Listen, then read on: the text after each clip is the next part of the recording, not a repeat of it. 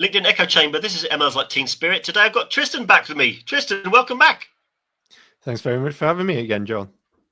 You're welcome. Tristan, the data translator, the man who helps us understand not just what it is, but how you do it. So you're back here because I had a specific topic that I wanted you to talk about. I think I was inspired actually by a LinkedIn post some weeks ago, and it was, do you really need that extra piece of data to make a decision? And it really caught my eye because I don't know if I'm showing my age here, but I remember like something called analysis paralysis, which in old times is where I was doing analytics and you slice and dice things or add incremental data to something, trying to triangulate some point or other. It only happened to me once or twice, but I remember feeling utterly lost after a certain amount of time down that rabbit hole. And when I work with others, there's kind of sometimes a desire to have a perfect answer. So from the business stakeholder side of like, I want this to be right, and things that are like a quick question suddenly take months to be picking away at. So I'd love for you to lead us through. Do you really need this piece of extra data to make a decision? I suppose, like, why does it even happen? Let's start at the beginning. Like, why does the question? Where does this start? I think it is a little bit like you mentioned, that pursuit of perfection. It's a really interesting thing. Everyone wants to make the right decision. It's why we all sort of get up in the morning, make good decisions. Everything's perfect, but the reality is never like that. You're always going to make some wrong decisions, and we like to have as much information as possible. And I relate this back to like sort of buying a TV is my prime example of this. Like, what do you need to actually buy a TV? You probably need the price, the size of it, and these days, how many different apps it's got on it, probably. And that's about it. But would I buy a TV with just that information? Well, probably not. I'll look at how many different ports it's got, pixels, whatever rating it is, how narrow it is, all this different kind of information. And there's so many out there with so many different variations that you end up stuck trying to figure out the perfect TV when probably 99 out of the 100 that you looked at are probably fine and would do the job. So I think it kind of comes back to that. I want the perfect thing when I've got the option to have all this stuff to make the decision. Whereas the reality is I need probably about 3 things to make a really good decision. So how do you decide the 3 things? Well, that's a difficult question, isn't it? You're asking the big questions now. Yeah. Knowing what the answer is, I guess, knowing what you're trying to achieve. So knowing what you're focused on, you can identify the biggest factors in that. So like your TV, well, what space do I have to put my TV in it? Then you've got a limiting size. So you know that's going to be important. You can't buy your 65-inch TV if you've only got a 30-inch space to put it in, no matter how much you'd like it.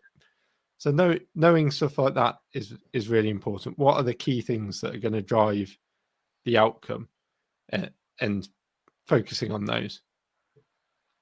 Yeah, I was thinking, put you on the spot there to see what you said. I was coming the other side of sometimes these are like time, kind of like, Yeah, can we add more data to this? And usually that's attached to stakeholders out there. When you say, can we add some more data? The easiest data that we can find, we work on immediately on your behalf. When you want that extra data to be added, it usually is a much more significant effort to sort of bring that in and so on and so forth. So there's always a bit of a question of like, yes, we can add more data. It's harder to do so, like elongates the project, like or coming to an answer, which could be the same answer that we've already got. So like, again, is it worth that effort? So I suppose it's back to sometimes the effort versus the impact, and so on and so forth. So I suppose that we're saying the position, the pursuit of perfection. And Tristan, where's that coming from? People don't want to screw up. Is it as simple as that? but pretty much we all want to make right decisions, don't we? So you get a little bit.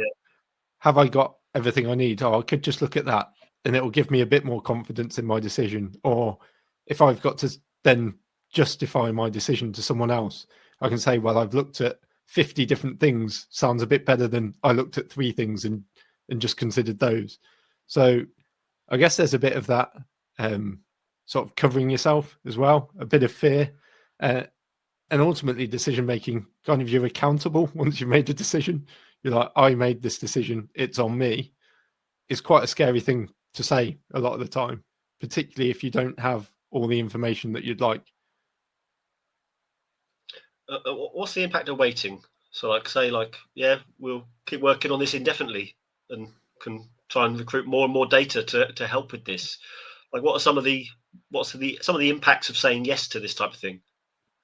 Uh, there's the point that no decision is still a decision. You've decided to kick the can down the road, as it were. So there can be all sorts of impacts, can't there? It can cost more. You've also got sort of the unseen cost of opportunity cost. You're getting the data team to work on this, get loads more data when they could be working on something else that might be more impactful. Going from an 80% answer on your question to 100% can take a long time and not give you much incremental gains, versus going and starting a different project from 0 to 80% could have a much bigger impact. And weighing those two things up will give you an idea of how much they cost. When we prepared for this, someone's talked about like proxy data points as Yeah. exposed in exchange for instead of real. Like, is there anything you can think of in your job where you have to work with like proxies for things that keeps that you could give us just a like high level example of how it works? So it's way easier to do that, but it's a little bit uncertain because I don't know, getting some data about how our operations is working is super difficult. Is there anything you could think of? Yeah, I guess anyone that's done anything with website analytics and trying to track people or not track people, as you, depending on whether you're allowed to or not these days, Yeah. is one of the big things, being able to actually understand the thing that's influenced people. So you talk about like last click attribution. Well, how many times has someone seen your brand versus that time they actually happened to search for you and click on an ad? Is all the credit there? Almost certainly not, but it's the best data you've got available to work out how your advertising's working, for example.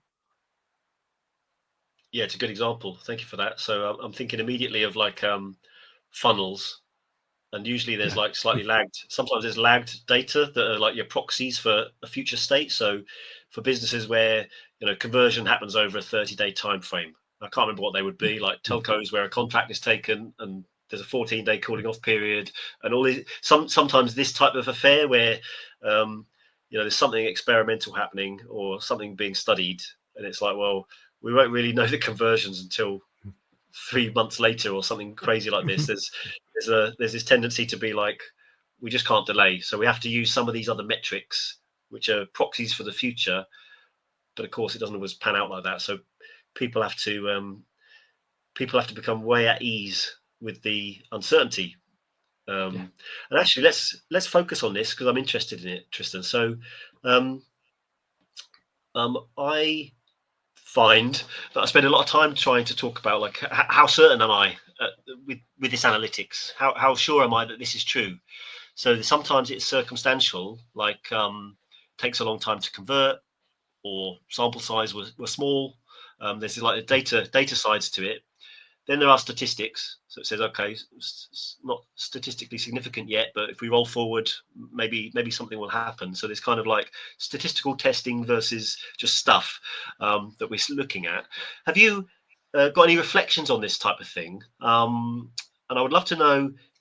Actually, I'm trying to build a list of like tips for dealing with uncertainty more generally. So I'll open it to you. I know it's like a 5,000 paragraph question that I've just given you. So sorry for this. But yeah, reflections on extra data, but when it's not there, dealing with the uncertainty and tips for that. Yeah, and I started out in forecasting, so pretty much everything we were doing was pretty uncertain. And the only certainty in forecasting is you're going to be wrong. Um, so it's a good place to start. And I think it's educating people that nothing's ever certain. That is the only certainty. So being able to give them an idea of how confident you are in that, you can potentially put confidence intervals around it, show things getting more uncertain over time, because that's the reality, and being able to help them understand that you don't have the full picture can actually give them more confidence in what you've produced. If you come in and say, this is exactly what's going to happen, and it doesn't happen, it immediately casts doubt on you. And then they've got doubt in the future. And anyone that's worked in forecasting has probably had one of those days where something goes horrendously wrong, and then everyone's interested in your forecast.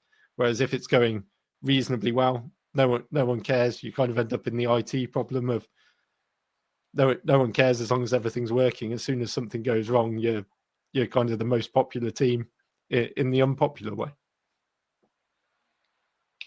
Yeah. And you have a bit of a philosophy around this. Can you expand on it for me? You had a name for it. Yeah, I call it the illusion of certainty. So by putting a forecast out, you're kind of saying that's exactly what's going to happen. And people tend to treat that as that is exactly what's going to happen. And I think this is why a lot of companies and sort of sales teams end up with stretch forecasts.